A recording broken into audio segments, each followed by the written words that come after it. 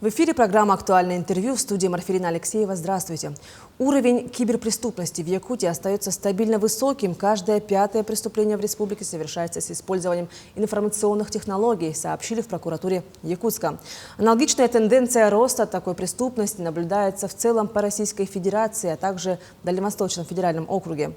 О состоянии законности и принимаемых мерах по профилактике преступлений мы сегодня и поговорим. Гость у нас в студии Айсен Максимов, помощник прокурора города Якутска. Айсен Гаврилович, здравствуйте. Здравствуйте. Что такое преступление с использованием вот таких дистанционных технологий? Это преступление, где злоумышленники в целях реализации своего преступного плана используют средства связи, то есть средства интернета, сотовую связь, а также программное обеспечение. Также наиболее часто выражаются данные преступления в распространении наркотических средств, где участники организованно-преступной группы при общении между собой, а также при общении с потребителями наркотических средств используют средства интернета и сотовой связи. Также они выражаются в преступлениях в сфере хищения с банковского счета, а также самое распространенное – это дистанционное мошенничество. Какова статистика преступлений в этой сфере по городу Якутску? За 9 месяцев этого года зарегистрировано по городу Якутску около 1074 сообщений о преступлениях, из которых возбуждено 600 уголовных дел, что в сравнении с показателями прошлого года, а именно 900 сообщений, а также 500 возбужденных уголовных дел, имеет рост, тенденцию роста. Какая ответственность предусмотрена за такое мошенничество? За дистанционное мошенничество Уголовным кодексом Российской Федерации предусмотрена ответственность по статье 159 Уголовного кодекса Российской Федерации, санкция которой наказание влечет в виде штрафа до 500 тысяч рублей, принудительных работ, а также лишения свободы до 10 лет. Расскажите немного примеры, вот по Якутску. Какие самые распространенные? Я поддерживал государственное обвинение по разным категориям дел, в том числе и по дистанционным мошенничествам. К примеру, в этом году Якутским городским судом были признаны виновными 3 гражданина города Якутска, которые совершили 54 эпизода преступлений, предусмотренных частями 3 и 4 статьи 159 Уголовного кодекса Российской Федерации. Их преступная схема заключалась в том, что они в самых популярных социальных сетях ВКонтакте и Одноклассники публиковали объявления о том, что они якобы помогают в получении водительских удостоверений.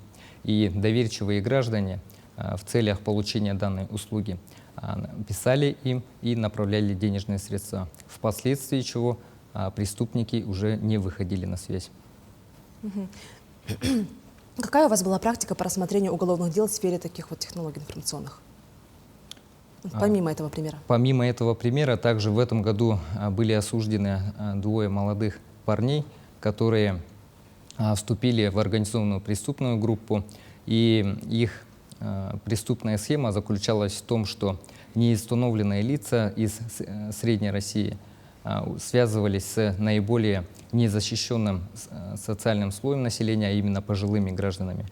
И указывали им о том, что их близкие родственники попали в беду, то есть в отношении них хотят возбудить уголовное дело, и они для примирения и прекращения уголовного дела требовали с них денежные средства, якобы для передачи потерпевшим, на что пожилые люди доверились, направляли денежные средства. Вышеуказанные граждане также были осуждены к реальному лишению свободы, как и в первом случае. Насколько большой, скажем так, ущерб от таких мероприятий? По первому примеру, который я рассказал, 54 эпизода, там были ущербы, начиная от 20 тысяч рублей на одного гражданина, доходили до 50. Во втором случае там было 3 эпизода, и сумма похищенных средств варьировалась от 200 тысяч до 800 тысяч рублей. Кто больше всего страдает от таких мошенничеств? Возраст, контингент? Как показывают статистические данные,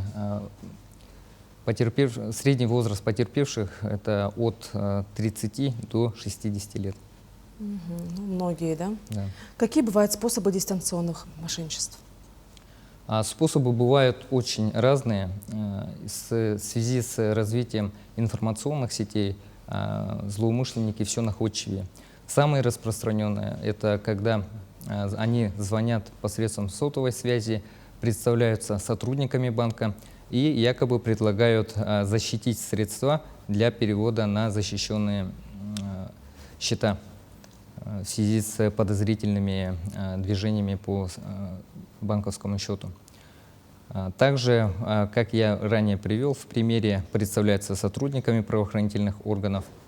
Также нередко бывают случаи, когда злоумышленники публикуют на сайтах интернет-магазинов, Озон, Юла, которыми мы все пользуемся, информацию о якобы продаже товаров, за которые добросовестные покупатели также оплачивают и впоследствии чего не получают вышеуказанные товары.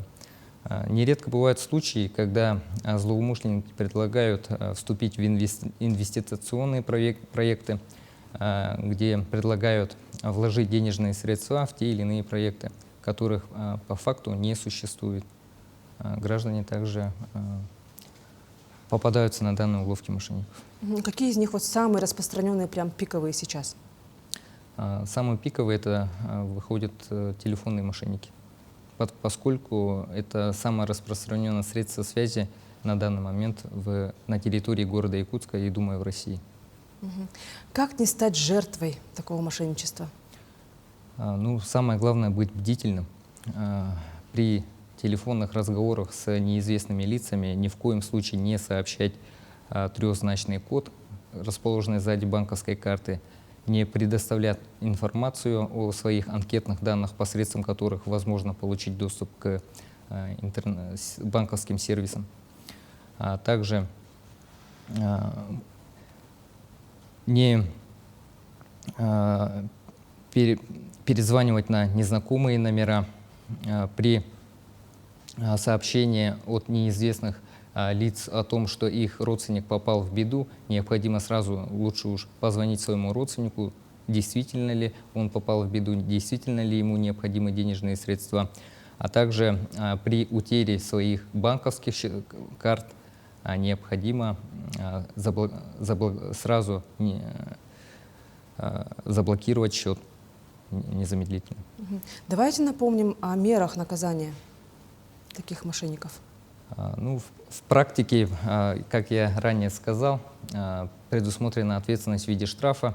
Данный вид вообще наказания суды назначают с учетом всех установленных фактических обстоятельств, а также степени тяжести совершенного преступления.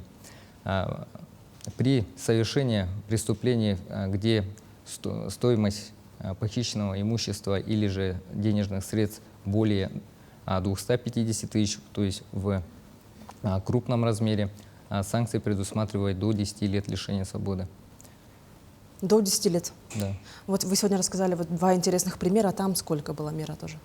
Там по первому случаю, где 54 преступления было, кстати, по данному уголовному делу сложность рассмотрения данного уголовного дела заключалась в том, что все эти преступления были совершены в 8 регионах нашей страны, и ни один эпизод не был совершен в Республике Саха-Якутия.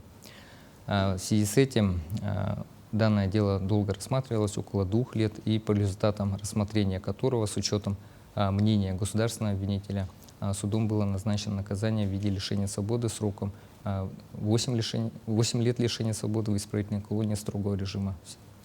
8 и 7 лет лишения свободы.